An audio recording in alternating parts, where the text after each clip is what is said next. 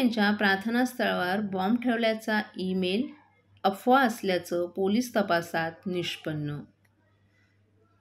ठाण्यातील सिव्हिल हॉस्पिटलजवळ असलेल्या ज्यूधर्मी यांच्या प्रार्थनास्थळावर बॉम्ब ठेवल्याचा ईमेल प्राप्त झाल्यानं गुरुवारी शहरात मोठी खळबळ उडाली होती.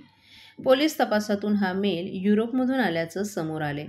ठाण्यातील 147 वर्ष जुन्या ज्यू धर्माच्या शार हशमेम गेट ऑफ हेवन या संस्थेच्या ईमेलवर बॉम्बस्फोटाची धमकी देण्यात आली होती. या घटनेनंतर पोलीस प्रशासन अलर्ट झाल्यानंतर घटनास्थळी बॉम्ब शोध पथकासह पोलीस गुन्हे शाखेचं पथक असा पोलीस फौजफाटा तपासकामी लावण्यात आला. मात्र पोलीस तपासानंतर ही धमकी फक्त अफवा असल्याचं समोर आलं.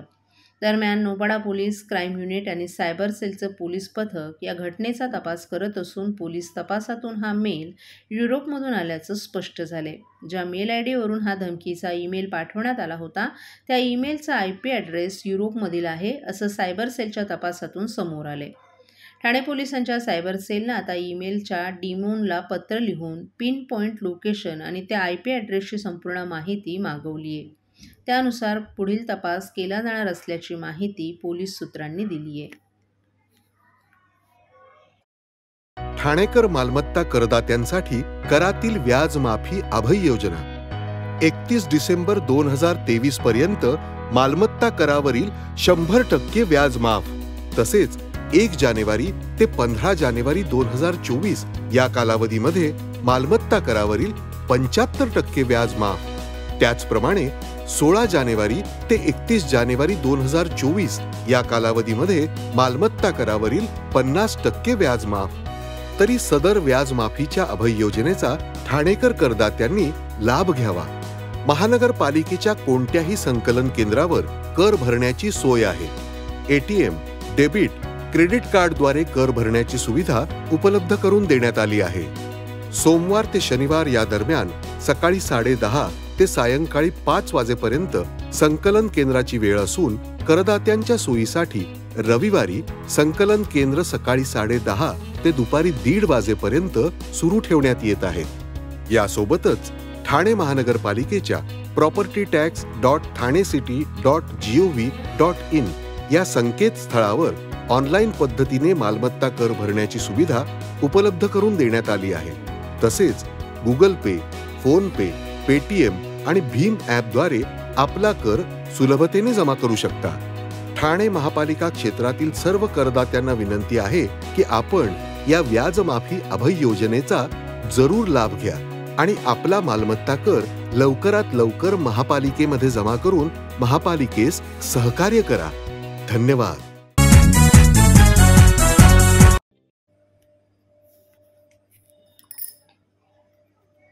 वर्षाच्या पहिल्याच दिवशी ठाण्यात शेकडो कर्मचाऱ्यांचं गांधीगिरी पद्धतीनं आंदोलन. महाराष्ट्रातील अनेक प्रकल्प हद्दपार होत असतानाच ठाण्यातील नितीन कंपनी जंक्शन येथे असणारी सुपरमॅक्स कंपनी देखील बंद पडली आहे. या कारणामुळे कंपनीतील शेकडो कर्मचाऱ्यांवर आता उपासमारीची वेळ आली आहे. मागील 1 वर्षांपासून ही कंपनी बंद असल्यानं कर्मचाऱ्यांनी आंदोलन पुकारले. मुख्यमंत्री एकनाथ शिंदे यांची वारंवार भेट घेऊन त्यांना पत्रव्यवहार करूनही त्यांचा तिढा हा अद्यापही सुटला नाही. तसंच कामगार नेते किरण पावसकर यांनी देखील कामगारांची कंपनीत भेट घेऊन त्यांना आश्वासन दिलं असता तरी देखील कामगारांचा प्रश्न जैसे तेच आहे. अखेरीस वर्षाच्या पहिल्याच दिवशी या सर्व कामगारांनी गांधीगिरी पद्धतीनं पुन्हा एकदा आंदोलन सुरू केलं असून कंपनीमधील एक कर्मचारी चक्क आज राष्ट्रपिता महात्मा गांधी यांची वेशभूषा परिधान करून आंदोलनाच्या मंचावर दिसून आला. गेले 17 महिन्यापासून कामगार थकीत पगाराच्या मागणीसाठी वंचित राहिलेला आहे.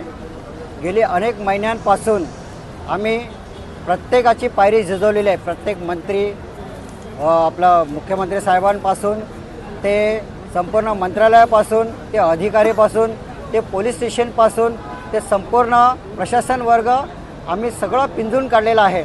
परंतु आत्तापर्यंत तरी न्याय तरी मिळालेला नाही. म्हणून ही वेळ आलेली आहे की उपोषणाची वेळ आलेली आहे, रस्त्यावर बसण्याची वेळ आलेली आहे.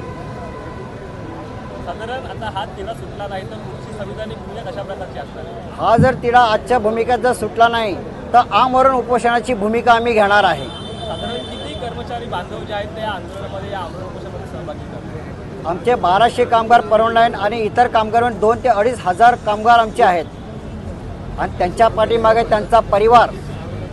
ॲक्टिव्हली आपल्याला हे केलं पाहिजे.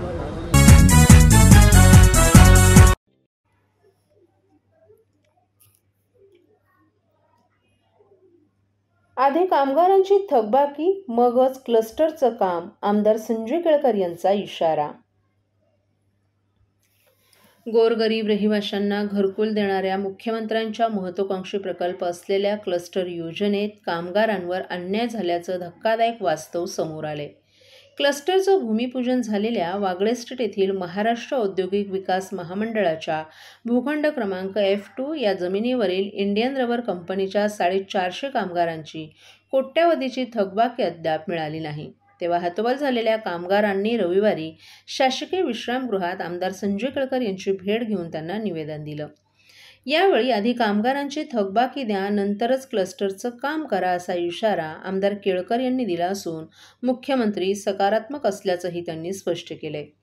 आशिया खंडातील ठाण्यातील सर्वात जुनी औद्योगिक वसाहत असलेल्या वागळे एस्टेट रोड नंबर 22 येथील MIDC क्षेत्रातील भूखंड क्रमांक F2 येथे 1963 पासून इंडियन रबर कंपनी होती. या कंपनीत 465 कामगार काम करत होते. यापैकी 90% कामगार मराठी होते. 1982 मध्ये प्रजासत्ताक दिनी कंपनी अचानक बंद करण्यात आल्यानं सर्व कामगार देशोधडीला लागले. कुठलीही देणी न देता कामगारांच्या तोंडाला पानं पुसण्यात आली. लेबर कोर्ट, हायकोर्ट यांनी कामगारांच्या बाजूनं निकाल दिला, परंतु काहीच न्याय मिळाला नाही. मागील 35 वर्षात वारंवार मागण्या आणि निवेदनं देऊन देखील अद्याप दमडीही मिळाली नाही. दरम्यान थकबाकी मिळण्याच्या प्रतीक्षेत आत्तापर्यंत या कंपनीतील 200 कामगार निधन पावलेत, परंतु थकबाकी मिळालीच नाही. आणि आता ही जागा क्लस्टरसाठी दिल्यानं कामगार हतबल आणि संतप्त झालेत. या कामगारांसाठी आमदार संजय केळकर सातत्यानं लढा देत आहेत. प्रत्येक अधिवेशनात या कामगारांचा विषय आमदार केळकर यांनी उचललाय. तरीही अद्याप पावेतो या कामगारांना न्याय मिळाला नाही. त्यामुळे संतप्त झालेल्या कामगारांनी शनिवारी क्लस्टरच्या भूमिपूजनादरम्यान मुख्यमंत्री एकनाथ शिंदे यांची भेट घेतल्यानंतर रविवारी आमदार संजय केळकर यांनाही साकडं घातलंय. त्यानुसार रविवारी शासकीय विश्रामगृहात कामगारांची बैठक घेण्यात आली. या बैठकीत आधी कामगारांची थकबाकी द्यावी, नंतरच क्लस्टरचं काम करा अशा सूचनावजा इशाराच त्यांनी दिलाय. दरम्यान मुख्यमंत्री एकनाथ शिंदे सर्वसामान्य कामगारांची व्यथा जाणून सकारात्मक निर्णय घेतील असा आशावादही आमदार केळकर यांनी व्यक्त केलाय. कंपनी होती. या 425 कामगारांमधले 200 कामगार जे ते आता निधन पण झाले. त्यांचं दुर्दैवाने निधन झालं, पण हातात काही नाही. ते डोळे लावून बसलेत की आमची थकबाकी कधी मिळणार आहे. आणि त्याच्यात या ठिकाणी क्लस्टरसाठी म्हणून ही जागा इंडियन रबर कंपनीची देण्यात आलेली आहे. आणि त्यामुळे कामगार जे आहेत ते अतिशय, ज्याला म्हणता येईल की अस्वस्थ तर आहेतच, परंतु अतिशय ते संतापलेले आहेत की आमची देणी देत नाही, तुम्ही कंपन्या दुसरीकडे दिल्या जात आहेत. आणि त्यामुळे त्यांची आणि आमची ही भूमिका आहे. त्यांची भेट झाली, माननीय मुख्यमंत्र्यांची भेट झाली. मला खात्री आहे की ते सकारात्मकपणे त्यांची देणी देण्याच्या बाजूनेच असणार आहेत. परंतु त्यांची देणी जोपर्यंत थकबाकी दिली जात नाही तोपर्यंत क्लस्टरचं काम सुरू होता कामा नये, अशा प्रकारची भूमिका या ठिकाणी आम्ही आमच्या या बैठकीमध्ये घेतलेली नाही. ही कालचंच क्लस्टरचा विषय आहे. आता पुढच्या काळामध्ये एक तर ही जबाबदारी जी आहे ती इंडियन रबर कंपनीची, त्याच्यानंतर CDS कंपनीची होती. पुढचा व्यवहार त्यांनी क्लस्टरचा निरनिराळ्या एजन्सीजला करण्याच्या आधी की त्यांनी कामगारांची देणी द्यायला पाहिजे होती. आणि त्याच्यामुळे त्या दृष्टीने सल्लामसलत करून आम्ही पुढचा आमचा रस्ता जो आहे कामगारांची देणी मिळण्याकरता तो निश्चितपणे ठरवू आणि त्या मार्गाने आम्ही पुढे जाऊ.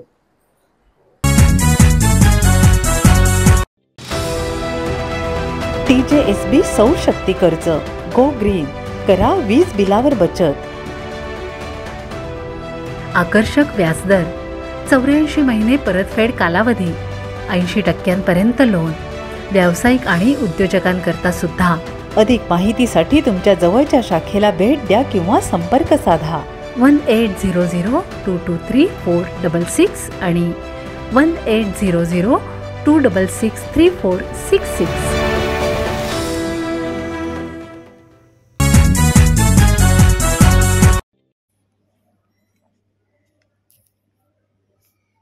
अंमली पदार्थांचं सेवन करत रेव पार्टी करणाऱ्या 90 तरुणांसह 5 तरुणींना ठाणे गुन्हे अन्वेषण विभागानं केलं जेरबंद. नववर्षाच्या पूर्वसंध्येला ठाण्यात अंमली पदार्थांचं सेवन करीत रेव पार्टी करणारे 90 तरुण आणि 5 तरुणी यांच्या 2 गटांवर ठाणे गुन्हे अन्वेषण विभागाच्या पथकानं रविवारी मध्यरात्री छापा टाकून त्यांना ताब्यात घेतलं. या पार्टीचं आयोजन करणारे सुजल महाजन आणि तेजस कुबल यांना अंमली पदार्थांची विक्री केल्याप्रकरणी अटक केल्याची माहिती गुन्हे अन्वेषण विभागाचे पोलीस उपायुक्त शिवराज पाटील यांनी दिली आहे. इंस्टाग्रामवर सांकेतिक भाषेचा वापर करत सुजल आणि तेजस यांनी प्रत्येकी 1000 रुपये आकारून घोडबंदर रोडवरील वडवली गावाजवळ खाडी किनारी पार्टी ठरवली होती. पार्टीसाठी ठाणे, नवी मुंबई, कल्याण डोंबिवली, मीरा रोड भागातून तरुण तरुणीही आले होते. याची माहिती मिळताच ठाणे पोलिसांनी मध्यरात्री ही पार्टी सुरू असताना छापा टाकला आणि आयोजक तसंच सहभागी तरुणांची झिंग उतरवली. या छाप्यात 29 मोटरसायकली आणि 8 लाखाहून अधिक किमतीचे अंमली पदार्थ जप्त करण्यात आले. या पार्टीतील डीजेचं साहित्यही पोलिसांनी जप्त केले.